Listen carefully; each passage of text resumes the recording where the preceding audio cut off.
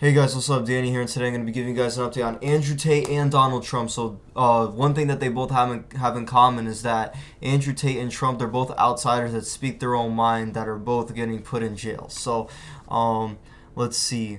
So, um, critics were not all surprised when Andrew Tate got arrested. So, Tate has already been incarcerated for several months at this point, and his release has been delayed on several occasions. The judge extended his release date by another 30 days on February 21st, so that the earliest he can now be released is March 29, 2023. Prosecutors in Romania have the right to extend Tate's release for a total of 180 days before he has to be released under the law. Tate is currently being held alongside his brother Tristan and Georgiana Nagel and Luana Radu, who serve as their assistants and are being held under the same charge.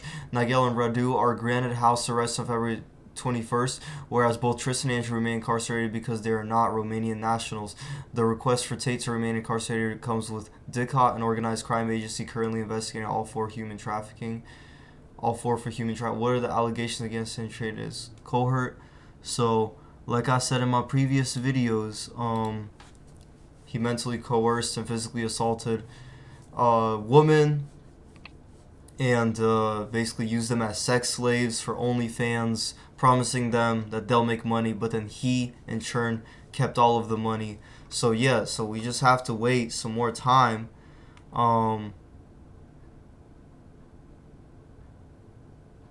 So Tatum's brother won't be released before March 29th, and it's possible that prosecutors could recommend adding even more time onto their incarceration. If they aren't charged, they will have to be released by late June, which is 180 days after they were arrested.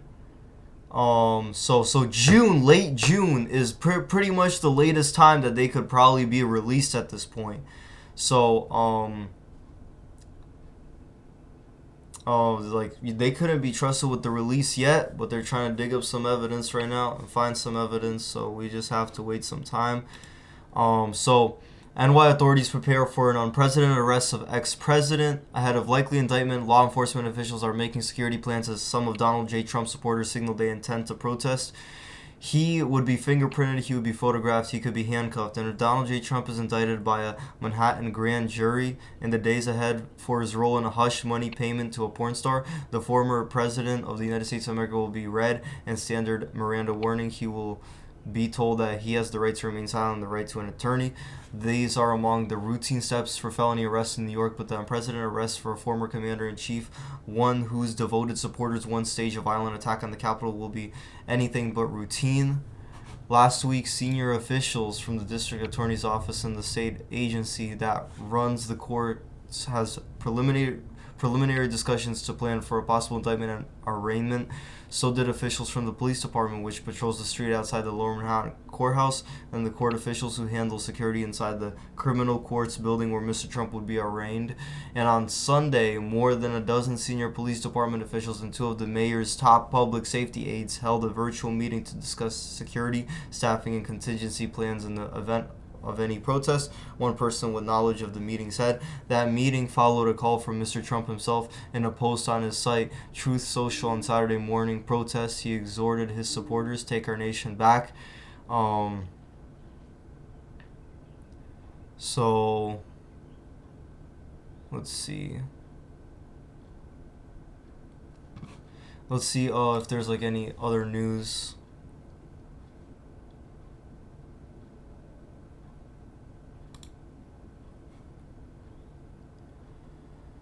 So in 2016, adult film star Stormy Daniels contacted media outlets offering to sell her account of what she said was an adulterous affair she had with Donald Trump in 2006. Mr. Trump team got wind of this, and his lawyer Michael Cohen paid $130,000 to Ms. Daniels to keep quiet. This is not illegal. However, when Mr. Trump reimbursed Mr. Cohen, the record for the payment says it was for legal fees. Prosecutors say this amounts to Mr. Trump falsifying business records, which is a misdemeanor, a criminal offense in New York. Prosecutors could also potentially allege that this breaks election law because his attempt to hide his payments to Ms. Daniels was motivated by not wanting voters to know he had an affair with her. Covering up a crime by falsifying records would be a felony, which is a more serious charge. Even advocates for prosecution acknowledge that either way, this is by no means a clear-cut case. There is little precedent for such a prosecution, and past attempts to charge politicians with crossing the line between campaign finance and personal spending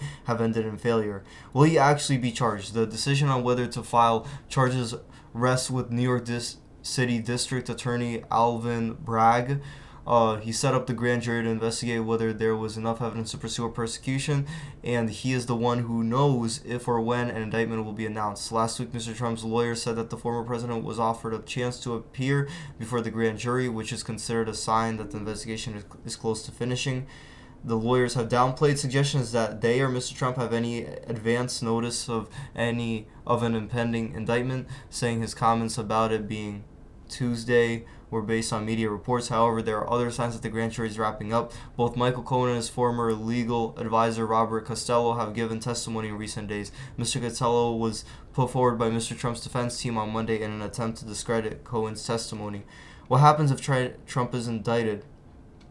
If Mr. Bragg decides to move ahead with charges, he will first inform Mr. Trump and his lawyers, setting off negotiations over how and when the former president will appear in New York City for his formal arrest and his first hearing in court. The announcement of an indictment may come from the district attorney's office or from the Trump team, which has been quick to talk to the press as the story has unfolded. The document presenting the official charges against Mr. Trump will not be made public until a judge reads out the charges against him. Given the historic nature of such a move and the security concerns involved, the details of Mr. Trump's New York appearance are somewhat uncertain. Mr. Trump's lawyers have indicted that he will cooperate with New York authorities, so there would be no warrant put out for his arrest. Mr. Trump has his own personal jet, so he can fly into one of several New York airports and then make the journey to Lower Manhattan Courthouse by car. So can he still run for president? An indictment or even a criminal conviction would not prevent Mr. Trump from continuing his presidential campaign if he so chooses, and he has given every indication that he will keep pushing ahead regardless of what happens. In fact, there is nothing in U.S. law that prevents a candidate who is found guilty of a crime from campaigning for and serving as president, even from prison. Mr. Trump's arrest would certainly complicate his presidential campaign. However, while it might cause some Republican voters to rally around their embattled champion, it will be significant distraction for a candidate on the campaign trail trying to stump for votes and participate in debates. It would also deepen and inflame already sharp divides within the American political system. Conservatives believe the former president is being held to a different standard of justice, while liberals view this as an issue of holding lawbreakers, even those in the highest positions of power, accountable. So basically, let's see.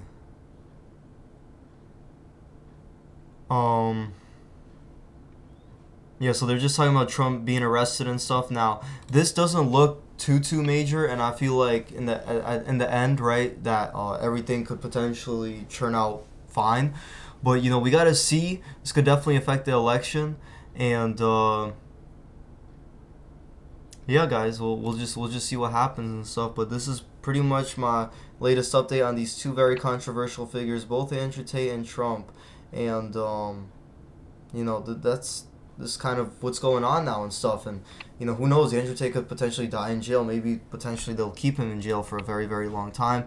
So he's just been chilling in jail. Really no big news from Andrew Tate, mainly because he just doesn't have access to a lot of platforms and stuff, and he's just sitting in jail doing not really that many things. So hope you guys enjoyed this video. Have a great day and peace out.